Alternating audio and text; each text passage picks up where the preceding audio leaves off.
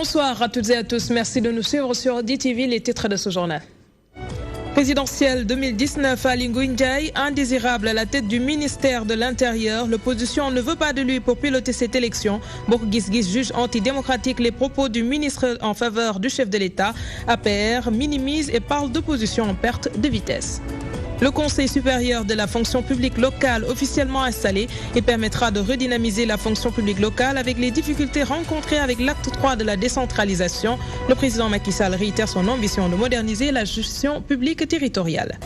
Gestion du pétrole et du gaz au Sénégal, l'association sénégalaise pour le développement de l'énergie en Afrique plaide pour une implication du secteur privé national. Elle recommande la création d'un grand marché du gaz avec un cadre légal prenant en compte toutes les sources d'énergie du pays. Gorée, une île avec ses particularités, elle ne dispose pas de camions de ramassage d'ordures à cause de sa position géographique. Malgré son handicap, autorités municipales et insulaires œuvrent de concert pour rendre le site attractif et propre.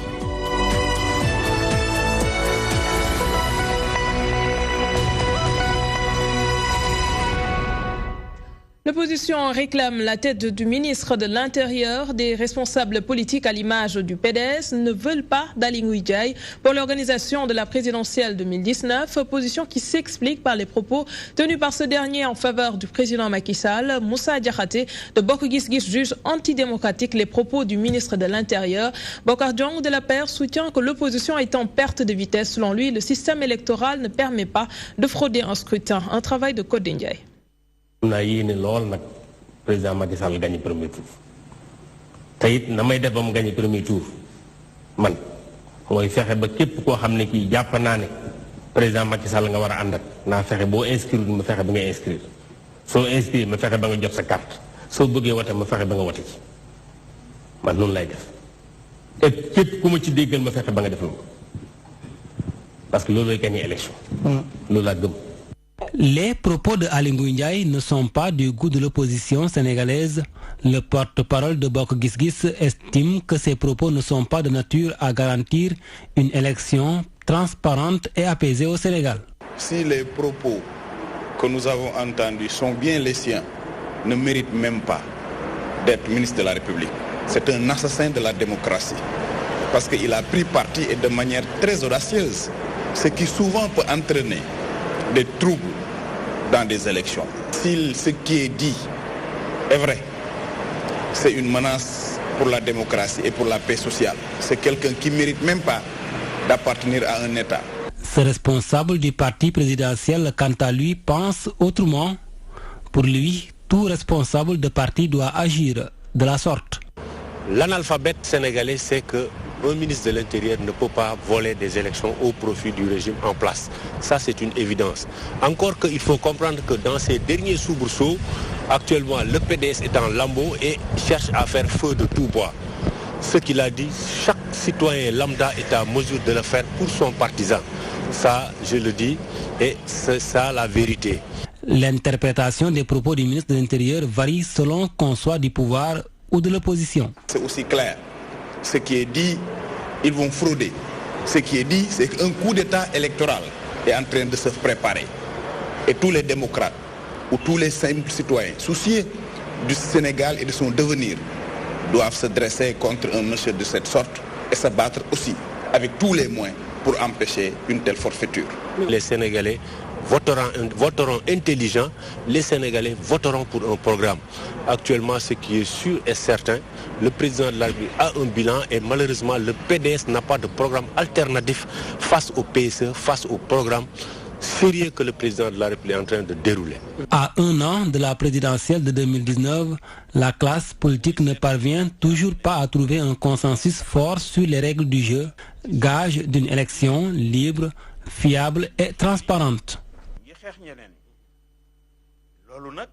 Conseil supérieur de la fonction publique locale, le chef de l'État s'est dit favorable à un transfert de maximum de compétences et de moyens aux collectivités territoriales. L'organe consultatif permettra de mieux organiser les collectivités locales en veillant sur le bien-être de ses travailleurs. Il permettra également de redynamiser la fonction publique locale qui, avec l'acte 3 de la décentralisation, a connu beaucoup de difficultés. Le président de la République a procédé à l'installation de ce conseil. C'était en présence de Aïda Mamadou Diop.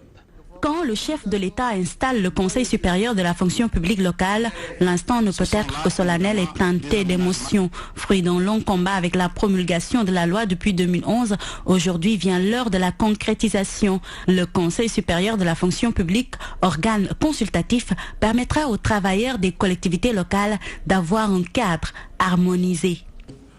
Cette grande réforme exige la modernisation de la gestion publique territoriale, avec la promotion soutenue de la qualité des ressources humaines. Évidemment, une telle vision ne peut pas s'accommoder de collectivités territoriales qui sont juste des répondants de partis politiques. C'est vrai, c'est par la compétition politique qu'on y accède, mais une fois qu'on est élu, on représente une collectivité. Comme le président de la République, il vient d'un parti, d'une coalition. Et une fois qu'il est élu, il est le président de la République. Dans le temps de l'action, le pragmatisme est mis en branle. C'est ce qu'a bien compris le chef de l'État. Et avec l'acte 3 de la décentralisation, il faut songer à enrichir le processus en mettant en avant l'unité, la parité et la mobilité. La règle de l'unité, telle que prévue dans cette loi, ouvre à un agent la possibilité de poursuivre une carrière professionnelle successivement dans plusieurs collectivités territoriales, quel qu'en soit le niveau, tout en conservant son grade. Ce sont là, évidemment, des aménagements et des avantages importants. Le Conseil supérieur de la fonction publique, c'est 20 membres, 20 suppléants venus d'institutions diverses pour rebooster les territoires et ainsi apaiser la souffrance des travailleurs des collectivités locales. Pour que nous puissions rationaliser, n'est-ce pas, les ressources au niveau des collectivités locales, il faut aussi qu'il y ait un organe de contrôle, un organe de coordination. Et là aussi, je pense que le président est d'accord pour qu'on le mette en œuvre. Tout sera donc mis en œuvre pour une bonne marche des collectivités territoriales. C'est en ce sens même que le chef de l'État s'est engagé à signer l'ensemble des décrets d'application et ainsi modifier le code général des collectivités locales. Intéressons-nous à la gestion du pétrole et du gaz au Sénégal. L'Association sénégalaise pour le développement de l'énergie en Afrique plaide pour une implication du secteur privé national. Elle recommande la création d'un grand marché du gaz avec un cadre légal prenant en compte toutes les sources d'énergie du pays. Le PCA de la SAR a pour sa part salué le partage équitable du gisement gazier qui se situe à la frontière sénégalo-mauritanienne. Les éclairages de Mohamed Diallo. La carte pétrolière et gazière du Sénégal présente des opportunités inestimables. Après l'exploration, place à l'exploitation. Selon les prévisions de Cosmos Energy, notre pays va user de son gaz à partir de 2021. Il faut d'abord que tout le monde soit au même niveau d'information, autant que possible. Ensuite, il y a les sociétés qui vont travailler. Donc ce qu'on veut, c'est que les sociétés sénégalaises prennent leur part. Aussi bien, peut-être qu'au niveau de l'exploration-production, on n'a pas encore les moyens, on n'a pas encore l'expérience, mais on peut faire le service autour. Et c'est ça qui va générer de l'emploi. Les enjeux sont énormes. Le processus nécessite la création de nouvelles infrastructures et un marché du gaz. Pour pouvoir amener ce gaz jusque dans les foyers, dans les entreprises, etc., ça c'est le gaz. Mais tout le reste, c'est le privé, c'est les hommes d'entreprise. C'est un secteur concurrentiel qu'il faudra mettre en avant, n'est-ce pas, qui va avoir besoin de compétences. Un important gisement gazier à la frontière sénégalo-mauritanienne a récemment fait l'objet d'un accord, lequel ne fait pas l'unanimité. Nous devons tous saluer la sagesse des chefs d'État qui ont dit, puisqu'on ne sait pas, on part sur l'équité, 50%, 50%, et tous les 5 ans, après qu'on ait produit et qu'on ait une connaissance scientifique plus précise de la disposition des réserves sur l'un ou l'autre des pays, on peut évaluer les réserves. Donc, l'Association sénégalaise pour le développement de l'énergie en Afrique préconise l'instauration d'un cadre légal régissant le secteur gazier, un encadrement pour harmoniser toutes les sources d'énergie au Sénégal. Victimes de viols, d'assassinats ou d'autres agressions, les enfants sont dernièrement la cible de prédateurs, situation qui inquiète plus d'un. La responsabilité des parents et celle de l'État engagé. Pour beaucoup, ce sont les parents qui ont démissionné. Ils les appellent à faire preuve de plus de vigilance. Comment en est-on arrivé à ce stade? Nous avons posé la question à un sociologue, un sujet de Mamadou Samba. Nous avons aujourd'hui une société qui est violente. Violence et rap, les enfants sont aujourd'hui plus que jamais menacés. Ils sont souvent victimes de viols, de kidnapping et même d'assassinats. Ce sociologue analyse la situation en se fondant sur l'évolution de la société sénégalaise. Ce que l'on constate aujourd'hui, c'est que l'utilisation des armes blanches est devenue une banalité. Tout incite les gens à aujourd'hui se mettre dans une dynamique de violence. En période d'élection, nous assistons effectivement à énormément de phénomènes d'assassinats, comment dirais-je, on déterre des cadavres, on tue des enfants, il y a des sacrifices, entre parenthèses, sacrifices humains, que l'on constate de manière beaucoup plus fréquente. Et tout cela dans un but bien déterminé. C'est la recherche de pouvoir. Les responsabilités sont donc partagées. Il urge d'ailleurs de prendre des mesures idoines pour éradiquer ce fléau. Ce n'est pas uniquement l'affaire de ces associations et de ces ONG qu'il faut rendre à César ce qui leur appartient, bien entendu, mais c'est une affaire de société, c'est toute la société qui doit se mobiliser autour de ces questions-là. La solution ne viendra que par nous-mêmes. Ça doit faire en sorte que l'enfant, jusqu'à un certain âge, doit vivre dans son environnement immédiat. S'il sort en dehors de ça, ça peut poser des problèmes.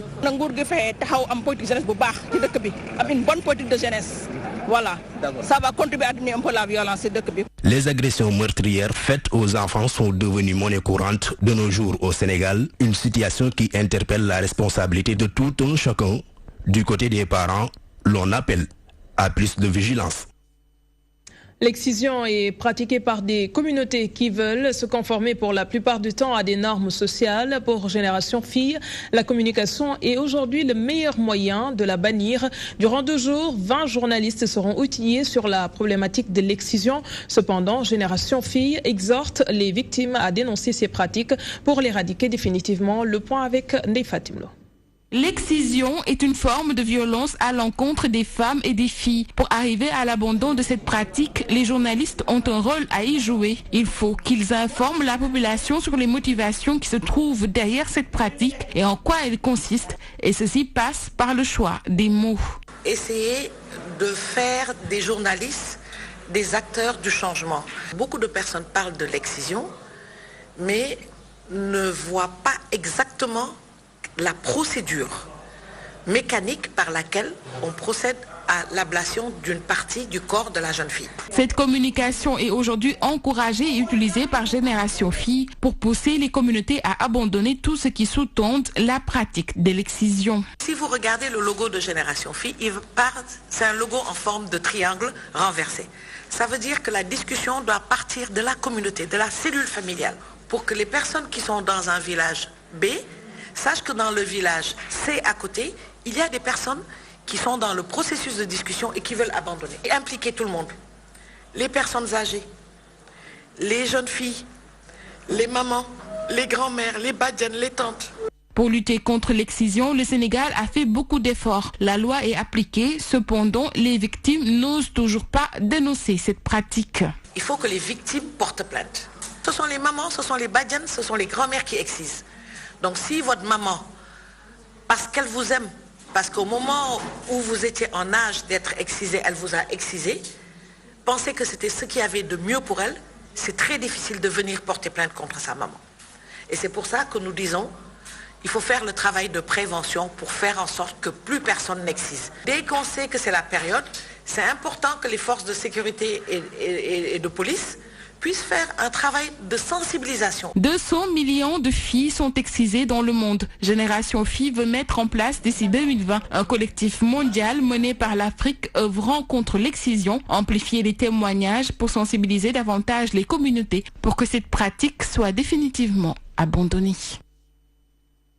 Parlons santé toujours, les drames causés par le cancer sont innombrables. Saviez-vous que le Sénégal enregistre chaque année plus de 800 nouveaux cas de cancer chez les enfants? Souvent, les patients sont abandonnés à eux-mêmes sans ressources financières, ce qui a augmenté le taux de mortalité causé par cette maladie. Daradi Family et l'association Epsilon ont ainsi décidé de mutualiser leurs forces pour lutter contre le cancer. Le 2 mars prochain, le hip-hop se met au service de la santé, n'est-ce pas, Mansoso? Le cancer tue plus que la malnutrition, le sida et le paludisme réunis. Au Sénégal, cette maladie est devenue le tueur numéro 1. On enregistre chaque année plus de 800 nouveaux cas de cancer chez les enfants. Malheureusement, les personnes atteintes par cette maladie sont souvent laissées à elles-mêmes, alors que leur état nécessite un suivi et des soins médicaux spécifiques. Nata, qui est porteuse du projet, qui a eu une personne qui, dans son entourage proche, a été malheureusement touchée par ce fléau et qui, du coup, a voulu, fait des recherches et a été abasourdi, on va dire, et qui a été vraiment touché par, le manque de moyens de certains malades, et voilà, qui s'est trouvé dans l'obligation d'agir. Ma famille a été touchée par le drame du cancer. Donc pour tout vous dire, ma mère avait été atteinte d'un cancer du sein. Donc ayant vécu tout le drame que cette maladie peut causer, toutes les horreurs que cette maladie peut causer, je me suis dit que j'avais le devoir d'agir dans ce domaine. C'est donc pour la bonne cause que l'association Epsilon œuvre. Dans ce combat, elle peut compter sur un soutien de taille. Le groupe Daradi Family, le hip-hop, se met ainsi au service de la santé.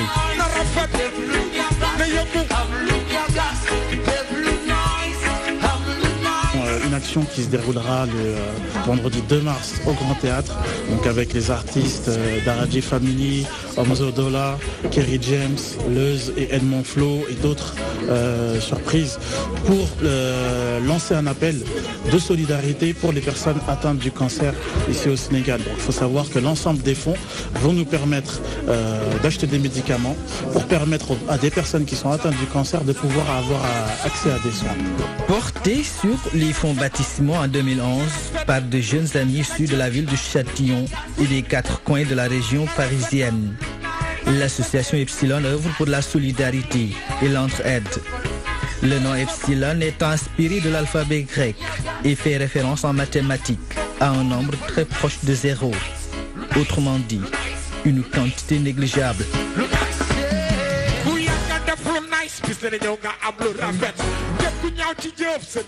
Allons à Ziguinchor, un nouveau projet vient d'être lancé par le ministre de l'Éducation nationale. Il vise à améliorer l'éducation de base en Casamance, une façon de booster les performances des élèves du sud du pays. Le PAEPCA cherche aussi à favoriser la cohésion sociale, lutter contre les inégalités et cultiver la paix en Casamance. La cérémonie de lancement a été présidée par le ministre de l'Éducation nationale, Serigne Mbaye Thiam. Tibi Sardioni était sur place. Les programmes d'éradication des abris provisoires continuent de poursuivre leur bonhomme de chemin. Après Matam, le ministère de l'Éducation nationale s'est rendu à Sédio pour lancer le projet d'amélioration de l'éducation de base en Casamance. À l'occasion de cette cérémonie d'inauguration du CM Diama, élèves et parents tous affichent leur satisfaction mais listent tout de même leurs doléances. Tous les élèves du CM de Diama et environnant sollicitent auprès de vous un centre secondaire ici à Diama pour le BFM 2018. L'implantation d'un mini château d'eau, la connexion de notre collège au réseau électrique, parce que notre établissement n'a ni eau ni électricité. Des doléances qui ne semblent pas tomber dans l'oreille d'un sourd. Je me ferai le porte-parole de votre maire et des populations auprès de mon collègue en charge de l'énergie pour que cet investissement important dans le domaine de l'éducation soit accompagné d'un autre cadeau qui sera l'électrification. Après leur passage à Ndiama, la délégation du ministère a posé ses baluchons à Ndiandaki avant de boucler par la visite des travaux de construction d'infrastructures du PAEPCA, des infrastructures qui seront fonctionnelles sous peu. le projet d'amélioration de l'éducation de base en Casamance, dont je lance aujourd'hui les travaux ici à Bungari, dans le département de Bunkiling, verra la construction et l'équipement de 8 écoles élémentaires complètes, de 22 collèges d'enseignement moyen ainsi répartis. Financé à hauteur de 10 millions d'euros, ce projet contribuera à améliorer les compétences des élèves dans le sud du pays. À ces constructions du PAIPCA s'ajoute celle de 0 abri provisoire et du projet d'appui au secteur de l'éducation de base. Nous en venons à notre sujet du jour. L'île de Gorée, une commune avec ses particularités. Elle ne dispose pas de camions de ramassage d'ordures à cause de sa configuration. Malgré ce handicap, les autorités municipales ont mis en place un système de pré-collecte pour rendre l'île propre et attractive. Elles sont aidées en cela par les occupants. Un reportage d'Ibrahim Fall. Gestion des ordures dans l'île de Gorée. Les insulaires très en avance comparés aux autres localités du pays. Des techniques de collecte adoptées pour rendre attractive cette commune, ceci grâce à l'appui de tous les insulaires. Je pense que déjà l'île fait preuve de beaucoup de sagesse à travers la gestion des ordures. Parce que vous n'êtes pas sans savoir que déjà l'île est assez enclavée, donc raison pour laquelle la gestion des ordures n'est pas faite comme ce qui se fait à Dakar. Dans chaque maison, on a distribué des corbeilles. Donc vous avez des corbeilles pour les déchets organiques et des corbeilles aussi pour des déchets solides, des corbeilles aussi pour les déchets biodégradables. Des ordures déversées au bord de la mer, les Goréens balayent d'un revers de main cette allégation. C'est de faire le tour de l'île et de voir ce qui se fait à Gorée.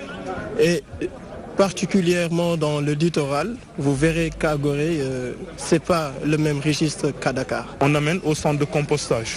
On arrive à faire des tonnes de compost par trimestre. Dans le souci de la protection de l'environnement, les insulaires invitent les Sénégalais à prendre la propriété de leur localité à bras-le-corps.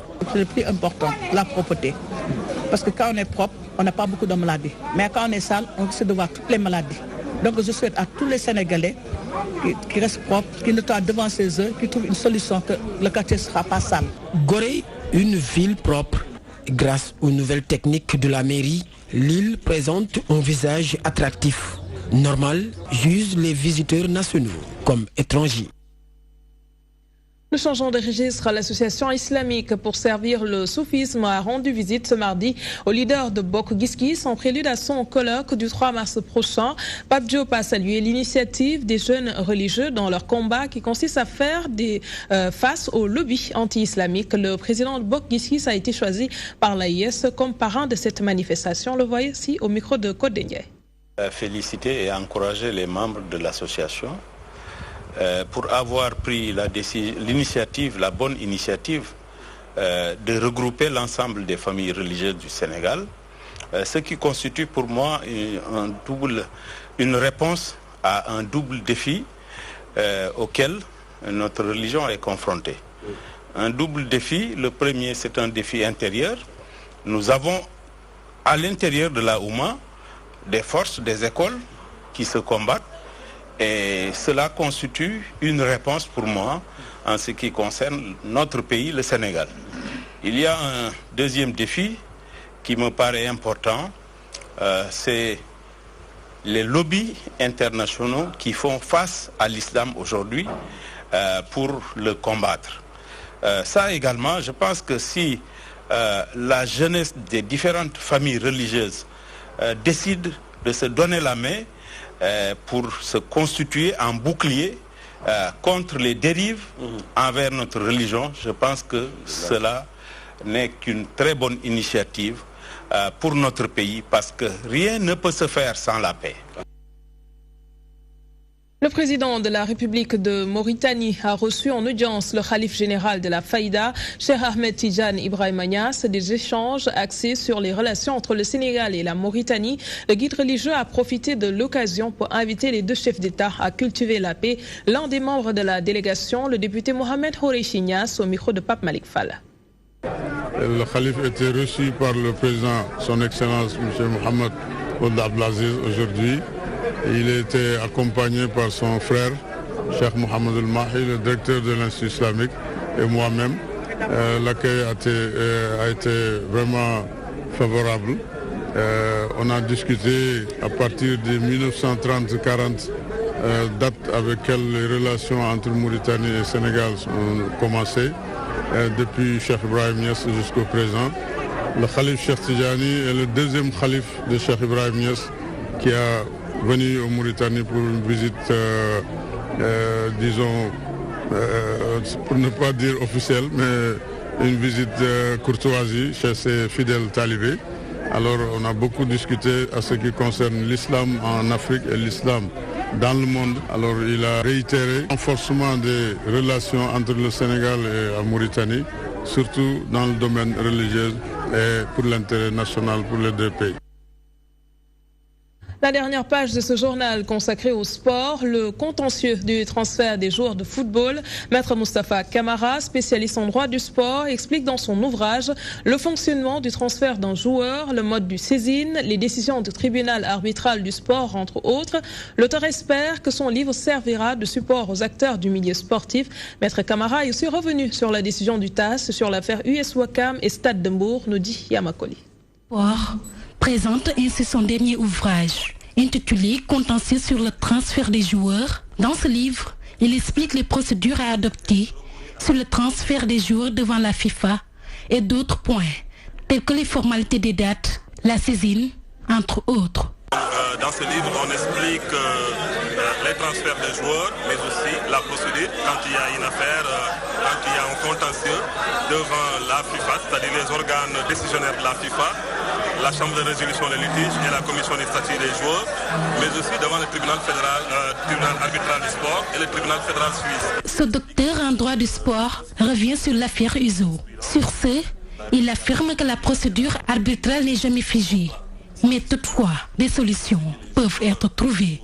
Une procédure arbitrale n'est jamais figée et qu'on peut toujours trouver une solution, puisque c'est une justice sur mesure, et c'est aussi une justice qui permet de ne pas avoir des sanctions, de sanctionner de façon catégorique une partie, mais qui cherche toujours d'avoir une solution qui arrange l'ensemble des parties. Je pense que là, il y a une décision qui a été rendue, une sentence. Donc, attendons la décision motivée. Ce livre est réparti en deux parties.